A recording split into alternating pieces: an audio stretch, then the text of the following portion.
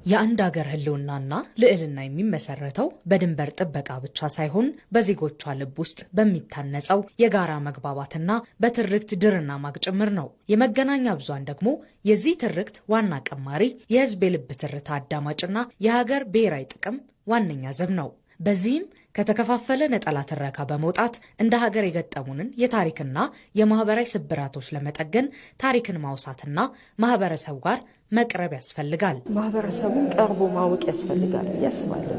ምናልባት ታች ያለው ማህበረሰብ ምንድነው የሚለው ስለነዚህ አይነት ነገሮች፣ ካሁን በፊት በሪሊ የነበሩት ነገሮች ምን ይመስላሉ፣ መረጃዎቹስ ምንን ያመላክታሉ የሚሉት ነገሮች ወደ ሚዲያ መምጣት አለባቸው።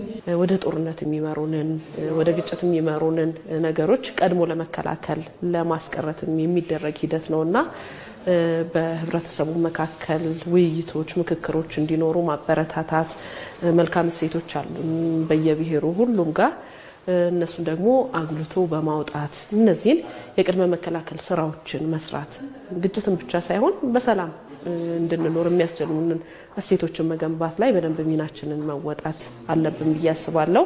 ሁሉንም ማህበረሰብ ተሳታፊ የሚያደርግ የጋራ የሆነ ትርክት መፍጠር ከመገናኛ ብዙሃን ይጠበቃል።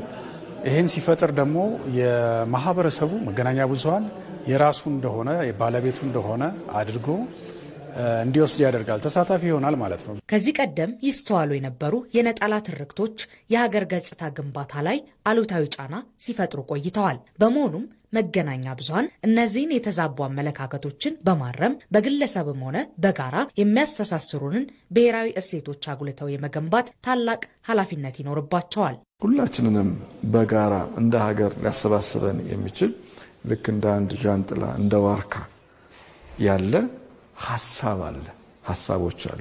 ኢትዮጵያውያን ስልጣኔ፣ ሰሜን ስልጣኔ በይው፣ በደቡብ፣ በምስራቅ፣ በምዕራብ ያሉ ስራዎች በሙሉ የአንድ ብሔረሰብ ወይም የአንድ ማህበረሰብ የዛ አካባቢ ሰዎች ስራዎች አይደሉም። ከተለያየ ቦታ ሰዎች ሀሳባውያን ሰሪዎች ይመጣሉ። እነዚህ ትርክቶች በጋራ የሰራናቸው ነገሮች የኛ የኢትዮጵያውያን ናቸው ብሎ የማቅረቢያ መንገድ ነው። የጋራ ትርክት በጋራ ነው ያደግነው፣ በተናጠል ያደግነው ነገር የለም። ለነገራችን ትርኮቻችን ከዛ አንጻር እንዲሆኑ ነው የሚፈለገው። የጋራ የምንለው የወል የምንለው ወይም ደግሞ እንደኔ አባባል የገዢ ትርክት የምንላቸውን እዛ ላይ በመስራት መነጋገር እዛ ላይ መስራት አለባቸው ብዬ ነው መገናኛ ብዙሃን ማስበው። የጋራ ትርክት እንዲገነባ የሚዲያዎች የመረጃ የማድረስ ነፃነት መጠበቅና የባለሙያዎች የኃላፊነት ስሜት መኖር ወሳኝ ቅድመ ሁኔታዎች ናቸው። መጀመሪያ ማህበረሰቡ ትረስት እንዲያሳድር የጋዜጠኛው ነፃነት ያለበት ሀሳቡን በነፃነት የመግለጽ መብቱ ካለው እና እንደነዚህ አይነት ሀሳቦች የሚራመዱበት ሚዲያ ከሆነ የጋራ ትርክትን ለመፍጠር ቀላል ነው ብዬ አስባለሁ። ስለ ሰላም በማውራት ብቻ ሰላም አይመጣም።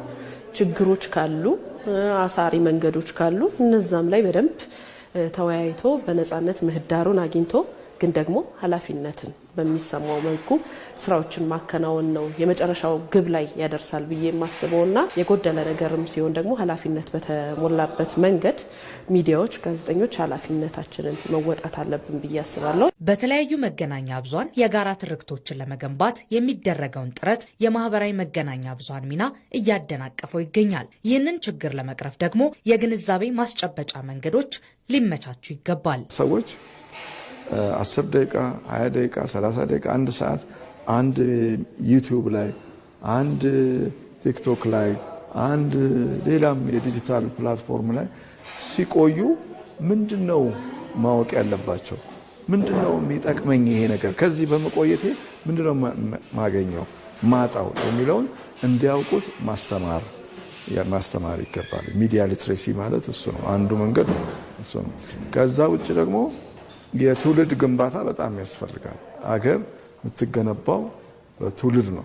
ወጣቱ ላይ መስራት፣ ሀገርኛ ጉዳዮች፣ ኢትዮጵያዊኛ ጉዳዮች፣ አፍሪካዊኛ ጉዳዮች አእምሮ ላይ መሰራት አለበት። የተሻለ ሀገር፣ የተሻለ ትውልድ እንዲፈጠር በብዙ መልኩ መሰራት አለበት። የት ነው የሚሰራው? አንደኛው ትምህርት ቤት ትምህርት ቤቶቻችን ውስጥ ልጆቻችንን በምን ነው የምናሳድገው? በኢትዮጵያዊኛ ወግ ማዕረግ፣ በታሪኮቻችን፣ በዚህ በገዢ ትርክቶቻችን እንደዛ እያደረግን ስናሳድጋቸው በጊዜ ሂደት ውስጥ እነዚህ ልጆች አእምሯቸው ላይ እየሰራን የተሻለ ትውልድ መፍጠር እንችላለን።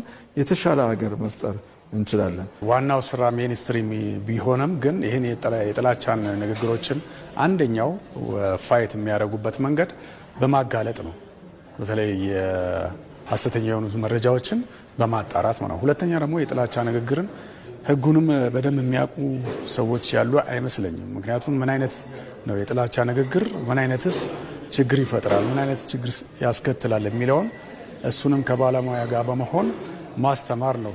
ከዩኒቨርሲቲዎች ጋርም ከማህበራት ጋር በመገናኘት እነዛን ትምህርቶች በማስተላለፍ ትክክለኛ የሆነ መረጃ ማህበረሰቡ እንዲያገኝ የማስቻል ስራ በጣም ኃላፊነት ስላለበት የመገናኛ ብዙሃን ምክንያቱም ኤዲቶሪያል ፖሊሲ ስላለው ሪስፖንሲብል ስለሆነ ለህዝቡ የሚቆም ስለሆነ እነዚህን ነገሮች የማስተማር ስራ እንደ ግዴታው መውሰድ አለበት ብዬ አስባለሁ።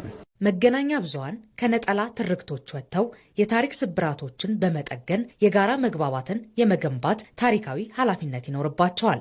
ይህ እውን ሊሆን የሚችለው ግን የመገናኛ ብዙሃን ባለሙያዎችም በኃላፊነት ስሜት ለሀገር ብሔራዊ ጥቅም ዘብ ሲቆሙ ብቻ ነው።